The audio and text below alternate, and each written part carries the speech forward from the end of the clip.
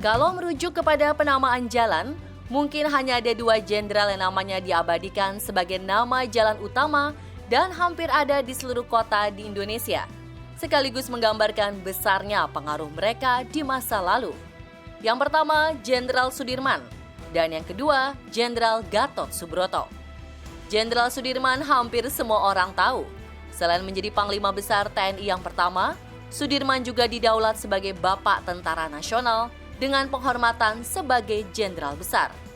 Lalu siapa Jenderal Gatot Subroto? Di Jakarta, pengakuan akan eksistensi Jenderal Gatot Subroto terpacak melalui pemberian nama jalan yang membentang sepanjang 6,7 km dan melalui kawasan utama ibu kota, dari Pancoran sampai Bendungan Hilir. Tanda kalau Gatot Subroto bukan jenderal biasa, juga harus terpresentasikan dari pemahatan namanya sebagai nama Rumah Sakit Umum Pusat Angkatan Darat. Nah itu kalau Gatot Subroto dulu dari zamannya Kenil, dari zamannya Peta sampai akhirnya jadi TNI.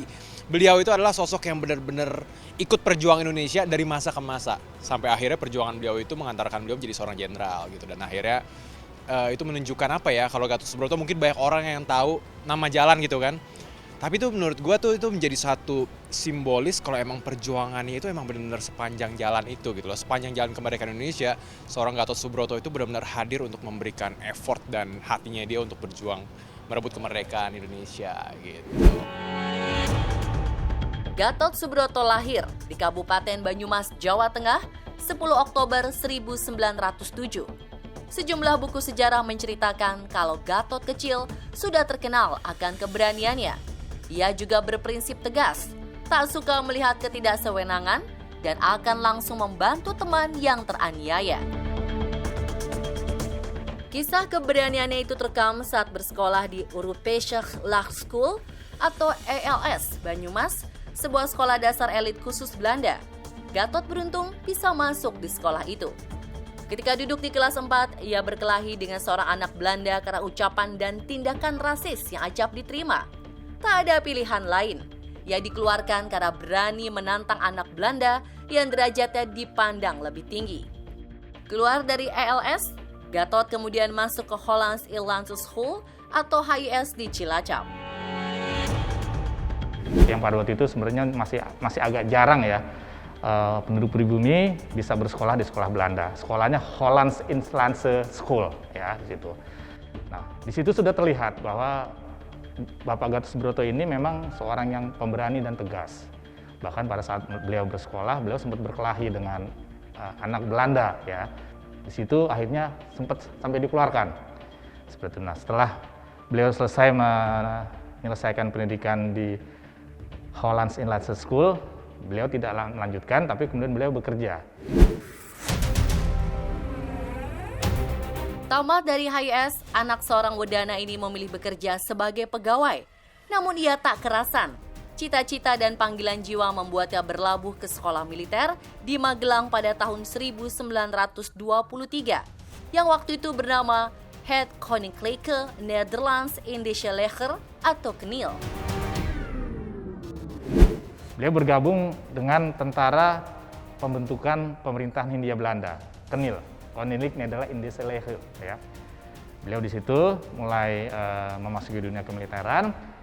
Awalnya beliau mendapat pangkat sersan kelas 2. Nah, pada saat masih dalam anggota KNIL, sempat juga berperang menghadapi kedatangan Jepang di Ambon seperti itu ya. Awal tahun 1942 menjelang masuknya tentara Jepang, Gatot dikirim ke Ambon. Daerah ini memang sasaran terdekat armada laut Jepang untuk memulai menguasai Indonesia. KNIL kalah dalam pertempuran itu. Karena tak ada kewajiban bagi Gatot untuk mati demi Ratu Belanda, ia akhirnya memilih kabur dan pulang ke rumah orang tuanya di Banyumas. Pengabdiannya sebagai serdadu KNIL berakhir. Fase kedua karir militernya adalah saat bergabung dengan pendidikan militer Peta atau pembela tanah air. Pasukan ini dibentuk Jepang untuk membantu mereka dalam Perang Asia Timur.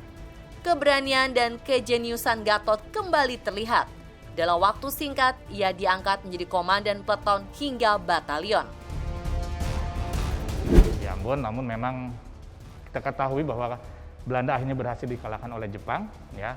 Nah, setelah Jepang masuk, beliau ikut tergabung dengan PETA, tentara yang dibentuk oleh Jepang sebenarnya untuk memperkuat posisi Jepang yang ada di wilayah Indonesia ini, ya, seperti itu.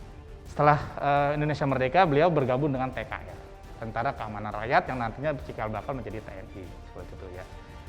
Karir beliau semakin menanjak. Beliau sempat diangkat juga menjadi komandan kompi, komandan batalion di daerah Banyumas. Nah, setelah menjadi TKR, beliau kemudian menjadi komandan divisi 2, wilayahnya Surakarta dan Semarang.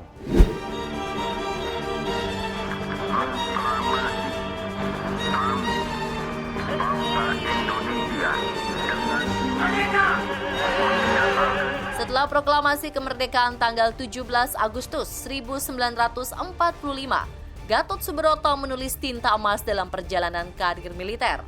Ia terlibat aktif dalam pembentukan Tentara Keamanan Rakyat atau TKR, menjadi salah seorang perwira kesayangan Panglima Besar Jenderal Sudirman.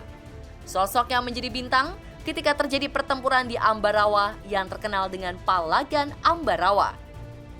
Ia juga memimpin pasukan saat menumpas pemberontakan PKI Madiun tahun 1948, Permesta di Sulawesi Selatan, dan PRRI di Sumatera.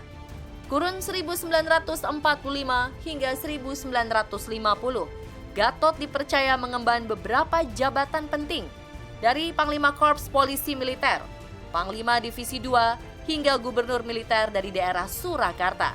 Semuanya dijalankan dengan sukses.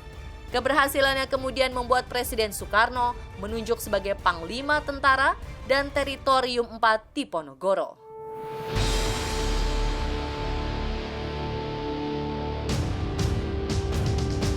Dan kalau sudah berpangkat perwira tinggi itu sangat lekat dengan politik, ya, sangat dekat dengan politik. Bisa saja pada saat dekat, pada saat jauh bisa saja terjadi seperti itu.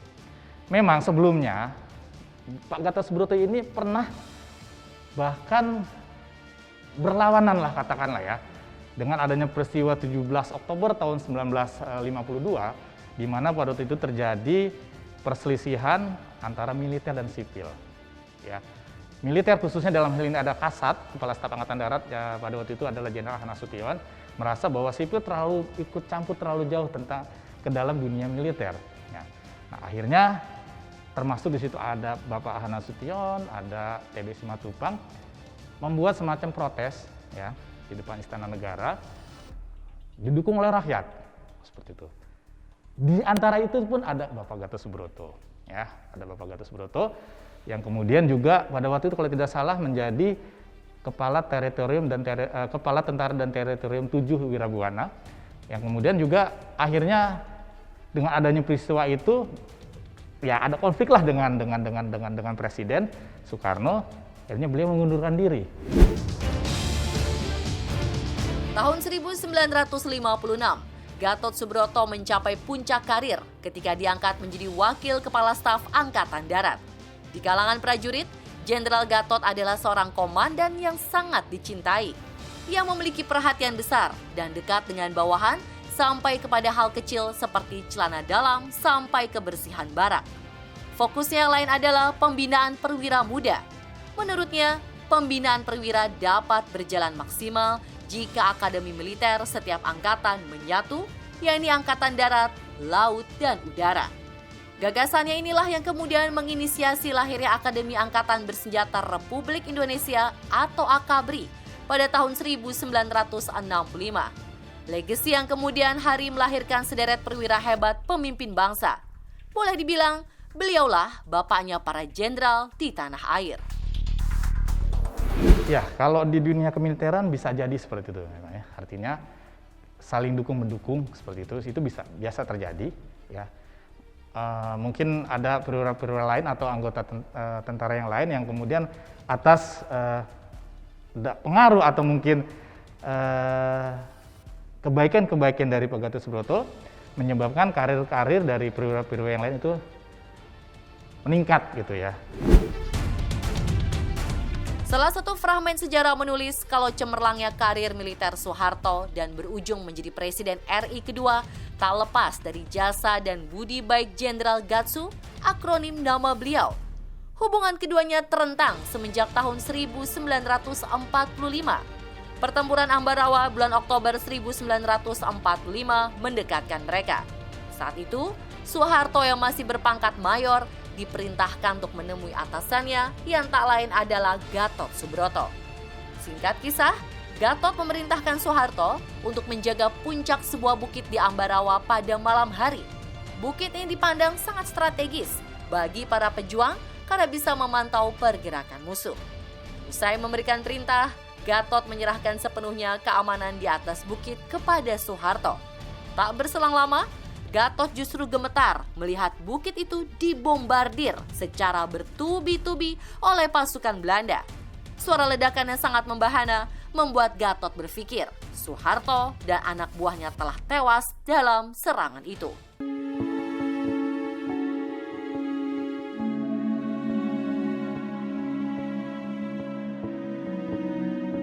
Gatot menangis, membayangkan Soeharto telah menjadi mayat.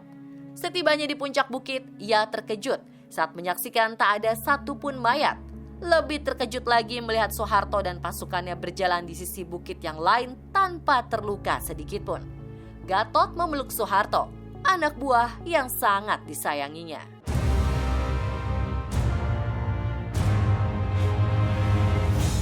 Memasuki tahun 1960, sosok Gatot Subroto digadang-gadang akan menjadi salah seorang pemimpin tertinggi Angkatan Darat hingga Menteri Pertahanan. Ia jenderal senior yang diterima di semua kalangan. Namun pada bulan Juni tahun 1962, kondisi kesehatan beliau menurun. Sejumlah penyakit hinggap di tubuh gempalnya. Tanggal 10 Juni 1962 pagi, jenderal yang di kalangan militer dikenal nyablak dan sering mengucapkan kata monyet, diserang penyakit jantung hebat. 20 jam lamanya bertahan sampai akhirnya menyerah. Tanggal 11 Juni 1962, Jenderal Murah Guyon itu meninggal dunia dalam usia 55 tahun dengan pangkat terakhir Letnan Jenderal. Kepergian beliau dituntun seorang ulama yang membisikkan dan membacakan 2 kalimat syahadat. Menjawab teka-teki soal keyakinan di hari terakhirnya sebagai seorang muslim. Namun ketika belum meninggal, ada informasi juga yang menyatakan bahwa pada saat akhir hayatnya beliau didampingi seorang ulama yang kemudian memandu gitu ya untuk bersyahadat. Ya, sebelum beliau mengakhiri hayatnya, beliau katanya sempat bersyahadat ala Islam ya, dan kemudian beliau meninggal. Jenderal Gatot Subroto adalah contoh sempurna dari karir seorang prajurit. Beliau melintas 3 generasi di 3 masa, dari Kenil, Peta, hingga TNI. Pemikiran dan karya sebagai seorang perwira telah mengantarkannya sebagai jenderal dengan reputasi menterang. Gatot Subroto lebih dari sekedar ruas jalan. Beliau adalah jalan panjang itu sendiri yang mengantarkan Tentara Nasional Indonesia sebagai salah satu kawah candra di muka penghasil putra terbaik pemimpin bangsa.